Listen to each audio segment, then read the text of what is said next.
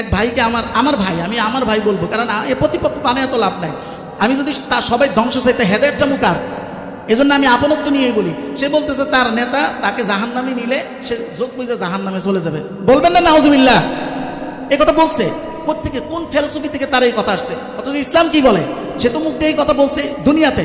আল্লাহ বলতেছেন সেই এই লোকটা আখিরাতে কি বলবে? আল্লাহ বলতেছেন সূরা আহজাব আয়াত নং 67, আল্লাহ বলেন ওয়াকালু রব্বানা ইন্না আতানা সাদাতানা ওয়া কুবরাআনা ফাআদাল্লুনা সাবিলা রব্বানা আতিহিম দা'ফাইনি মিনাল আযাব।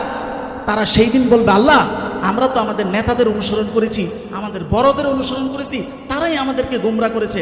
আল্লাহ আজকে যখন শাস্তি আমার পাইতে হবে, আমার নেতারা ডাবল শাস্তি দাও। আজকে বলছে জাহান্নামে যাবে, বলেন না নাউজুবিল্লাহ? সেদিন বলবে ডাবল শাস্তি দাও। আল্লাহর আয়াত দেন সূরা আহজাব আয়াত নং 67, এখন খুলেন। শুধু তাই না, তখন নেতায় কি বলবে? আল্লাহ বলতেছেন এইগুলো আপনাদের কাছে দুঃখজনক হলো, আমরা এগুলো আপনাদের কাছে পৌঁছাইতে পারি রে। যত অবান্তর কিচ্ছা কাহিনী পৌঁছাইছে, কিন্তু এগুলো পৌঁছাইতে পারি রে। অথচ শত শত বছর আপনার 2 হাতের মুঠে এগুলো ছিল, আপনি জানেন না যে ছিল। কোরআন আপনি হাতে নিছেন না, এগুলো তো আপনার 2 হাতের মুঠেই ছিল, কিন্তু আপনি জানেন না।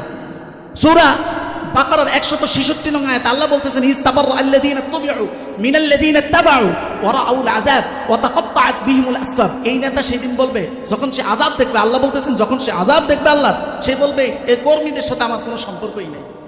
সে সেই দিন বলবে, সেই দিন এই কথা বলবে। এটা তো দুনিয়াতে আমরা এই মেসাল দেখেছি। শুধু তাই না, সেই দিন কর্মীরা আবার জিদ করে কি বলবে, এটাও আবার আল্লাহ বলতেছেন সূরা হামিম সিজদা আয়াত নং 29, আল্লাহ বলেন ওয়াকালাল্লাযীনা কাফারু রব্বানা আরিনাল্লাযীনা আযাল্লানা মিনাল জিন্নি ওয়াল ইনসি নাজআলহুমা তাহতা আকদামিনা লিয়াকুনা মিনাল আসফালিন। আল্লাহ বললেন সেই দিন এই কর্মীরা বলবে, আল্লাহ আজকে গোমরা হয়ে আজকে জাহান্নামে তো যাইতেছি, তবে আমাদের মনের একটা আশা, এই নেতাদেরকে আমাদের কাছে একটু দেন, আমরা একটু মনের জিদ ক্ষোভ এটাকে একটু প্রকাশ করি, পাও দিয়া একটু পিসি। বলেন না নাউজুবিল্লাহ?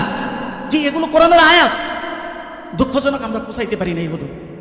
সর্বশেষ কথা হলো, দেখেন ওই যে প্রথম কথা এটাই, আজকে মূল কথাটা বললাম, এই ইফটিজিং বলেন, সুদ বলেন, আরে সবগুলো এটি কাঠামোগত সমস্যা।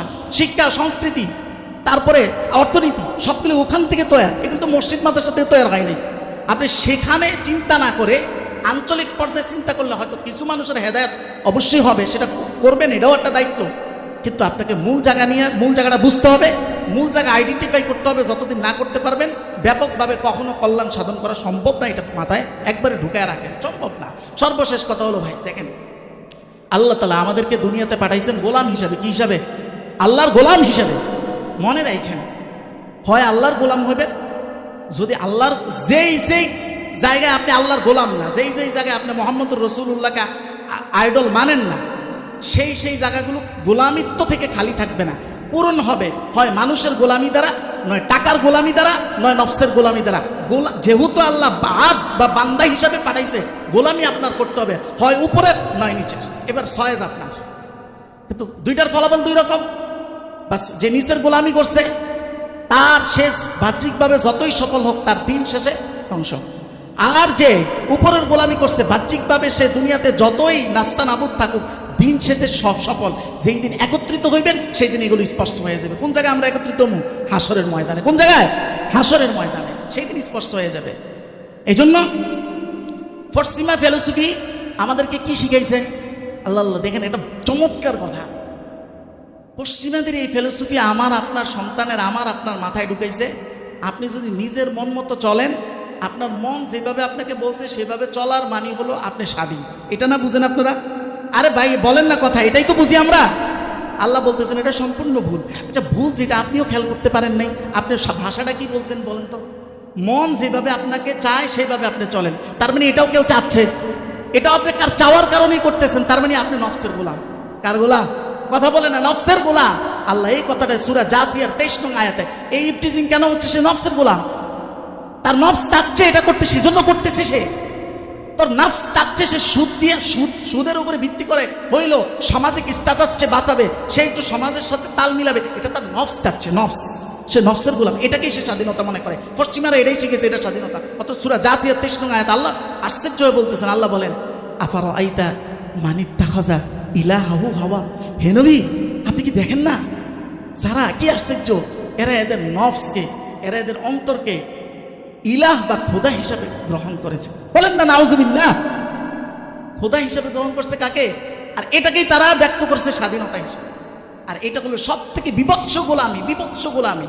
পৃথিবীতে যত অন্যায়, যত যত যত যত অন্যায়, সব কিছুর পিছনে এই গোলামিটাই কাজ করে, আর কিচ্ছু না। নফসের গোলামি, সব কিছুর পিছনে এটার দায়। আর সে এটাকেই স্বাধীনতা হিসেবে ইস্টাবলিশ করে ফেলছে। অথচ ইসলাম, এখানে আরেকটা কথা হলো, আল্লাহ কেন বললেন আফারো আইতা, হে নবী আপনি কি দেখেন না? এই বাচনভঙ্গির কারণ কি জানেন? এই বাচনভঙ্গির দ্বারা উদ্দেশ্য হলো যে আল্লাহ দেখতেছে এটা হলো বিভৎস একটা গোলামি, কিন্তু যে করতেছে সে দেখতেছে এটা স্বাধীনতা। এইটাকে বোঝানোর জন্য বাচনভঙ্গিটা আল্লাহ এইভাবে আনছেন, আফারো আইতা, হে নবী আপনি কি দেখেন না?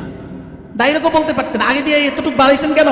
আল্লাহ আশ্চর্য, মানে আল্লাহ আশ্চর্যজনিতাকে প্রকাশ করার জন্য এই শব্দটা বাড়াইছেন, যে হ্যাঁ এরা এরকম নির্বোধ, বুঝতেছে না। তো সর্বশেষ কথা হলো ভাই, এই অন্তরকে যে পরিষ্কার করবে, সব কিছু অন্তরের উপরে ডিপেন্ড।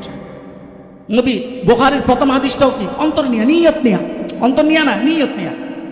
সূরা শামসের 9 থেকে 10 নং আয়াতে আল্লাহ তাআলা এই কথাটাই সর্বশেষ বলেছেন, কদ আফলাহা মান তাযাক্কাহা ওয়া কদ খাবা মান দাসসাহা। যে অন্তরকে পরিষ্কার করলো সফল সে, ধ্বংস সে যে অন্তরকে কলুষিত করলো। এজন্য গোলাম কারো না কারো আপনার হতে হবে, হয় উপরের নাই নিচের। সফলতা উপরে, ধ্বংস নিচে। আর যদি উপরের গোলামি, উপরের খলিফা হয়েও যদি আপনি পৃথিবী বিচরণ করেন, আপনার যাই হোক দিন শেষে আপনি সফল। আল্লাহ তাআলা সেই উপরওয়ালার সত্যিকার অর্থের গোলাম, এবং আমার জীবনের প্রতিটা কেন্দ্রে নবী করিম সাল্লাল্লাহু আলাইহি সাল্লামকে আইডল মেনে সত্যিকারের বান্দা হয়ে, সত্যিকারের নবীর উম্মত হয়ে পৃথিবী ত্যাগ করার তৌফিক দান করুন। সবাই পড়ি আল্লাহুম্মা আমিন। ওয়া আখির দাওয়ানা।